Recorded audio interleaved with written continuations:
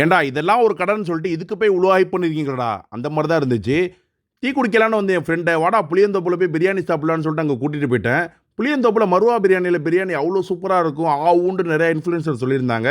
சரி நம்மளும் ட்ரை பண்ணலான்னு விடிய காலைல 4:30 மணிக்கு அங்க போயாச்சு. ஏன்டா இதுக்காடா இவ்வளோ ஹைப் பண்ணீங்கன்னு யோசிச்சுட்டு இருக்கும்போது தான், ஏற்கனவே 2 டபராவ காலி பண்ணிட்டு 3வது டபராவ தம்முல போட்டு வச்சிருந்தாப்புல பாய். போய் பிரியாணி கேட்டதுக்கு போய் டோக்கன் வாங்கிட்டு வர சொல்லிட்டாப்புல. பீஃப் பிரியாணி ரூ. 100 பீஃப் குஸ்கா ரூ. 60 நம்ம 2யுமே வாங்கியாச்சு. பிரியாணியை இறக்கி தம்மும் உடச்சி கொடுத்தாங்க பாருங்களேன். நானும் உடஞ்சிட்டேன். அவ்வளோ சாட்டிஸ்ஃபைங்காக இருந்துச்சு.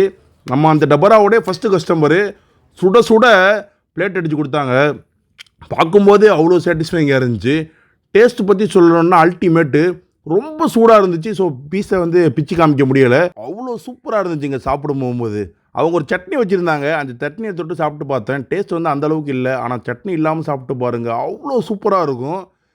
எந்த ஒரு எதிர்பார்ப்பும் இல்லாமல் விடிய காலில் கிளம்பி வந்தோம், சாப்பிட்டோம், வீட்டுக்கு திருப்தியோடு போனோம். அவ்வளோ சூப்பராக இருக்குது. புளியந்தோப்பு வந்து இந்த கடையில் ட்ரை பண்ணி பாருங்கன்னு நான் சொல்ல மாட்டேன். புளியந்தோப்பு வந்தால் அந்த கடையில் ட்ரை பண்ணி பார்த்துட்டு எப்படி இருக்குன்னு மறக்காமல் கமெண்ட் பண்ணுங்கள். இந்த வீடியோ உங்கள் ஃப்ரெண்ட்ஸ் அண்ட் ஃபேமிலிக்கு ஷேர் பண்ணி மறக்காமல் அதிரீஜ் பேரை ஃபாலோ பண்ணிடுங்க.